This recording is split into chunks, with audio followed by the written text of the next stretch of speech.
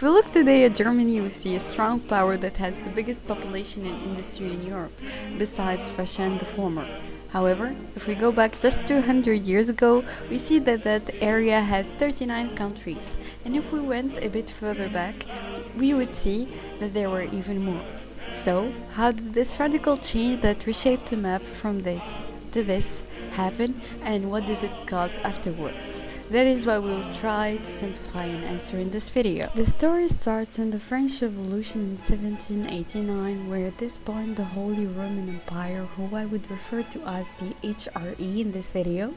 was in decline for a few centuries, with the stronger nations emerging from the ashes of the once great empire like Austria and Brandenburg, later Prussia. After the large revolution, Napoleon coming to power, he defeated the strong powers of Europe along with the German powers, which gave him pretty much the control of everything there, including the HRE, but he decided that this was too stupid and reorganized everything to his needs. But after he was defeated in the war of the Sixth Coalition, the great powers of Europe got together in the Congress of Vienna. And the purpose of said Congress was to reshape Europe after the big kerfuffle, to stabilize alliances so that no one country can take advantage and cause such a devastating war again. But when withdrawing the lands formerly controlled by the HRE, they built up on what Napoleon started, decreasing the number of countries and creating a new legal entity to keep everything in check called the German Confederation. In 1848, there was a large republican revolution that started in Sicily that then spread to other countries like France, Austria,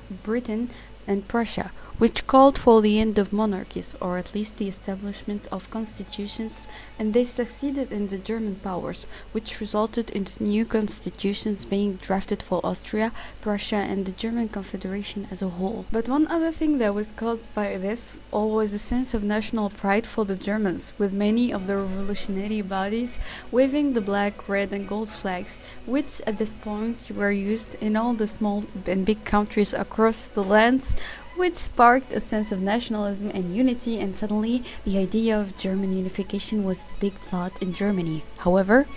the road to that goal would require a lot of squabbling and fighting to reach.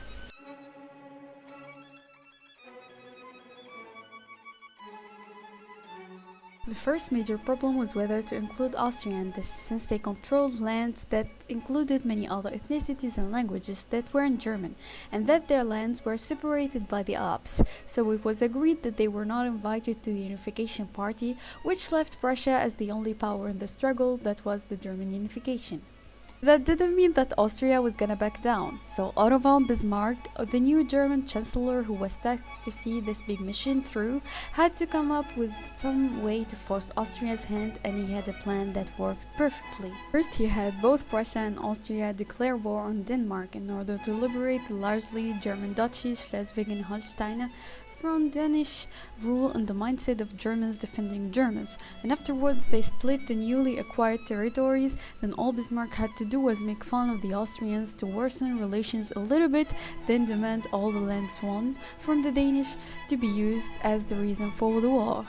When planning for this war, Bismarck received a proposal from the Italian King Victor Emmanuel II, where if they would cede Venice later after the war, they will help the Prussians in their war, which was fine by Bismarck. And thus began the Austro-Prussian War, which put Prussia, Italy, and the majority of the northern smaller states against Austria, and the biggest German states like Bavaria and Saxony, and the smaller ones in the north and the south. The former won decisively, except that most of the efforts was done by the Prussians, who destroyed the Austrians in the Battle of Königgrätz, which saw a Prussian army of 221,000 taken on the Austrian army of 215,000, with an additional Saxon army of 23,000, which resulted in a Prussian victory, killing 44,000 Austrians and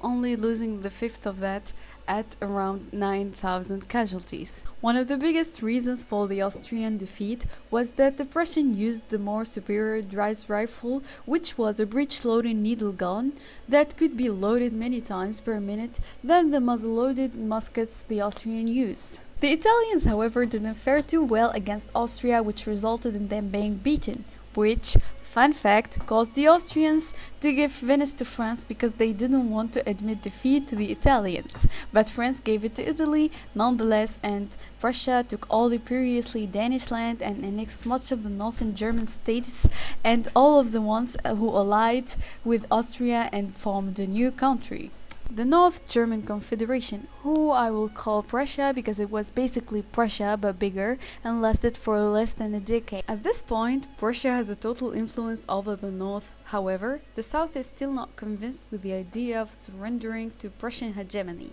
and Prussia didn't trust many of them like Bavaria, so they will have to find a way to get them in, but by their own accord, which we will see in the next part. Bye bye!